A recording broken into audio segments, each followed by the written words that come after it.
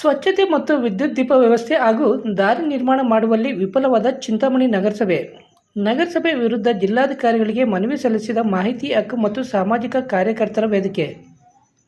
ಚಿಕ್ಕಬಳ್ಳಾಪುರ ಜಿಲ್ಲೆಯ ಚಿಂತಾಮಣಿ ನಗರದ ward number 3ರ Venkatagiri ಕೋಟೆಯಲ್ಲಿರುವ ದಲಿತರಿಗೆ ಸೇರಿದ ಸ್ಮಶಾನದಲ್ಲಿ ಮೂಲಭೂತ ಸೌಕರ್ಯಗಳನ್ನು ಒದಗಿಸುವಂತೆ ಜಿಲ್ಲಾಧಿಕಾರಿ ರವೀಂದ್ರರವರಿಗೆ ಜಿಲ್ಲಾಡಳಿತ ಭವನದಲ್ಲಿ ರಾಜ್ಯ ಮಾಹಿತಿ ಹಕ್ಕು ಮತ್ತು ಸಾಮಾಜಿಕ ಕಾರ್ಯಕರ್ತರ ವೇದಿಕೆ ವತಿಯಿಂದ ಮನವಿ ಪತ್ರವನ್ನು ಸಲ್ಲಿಸಲಾಯಿತು.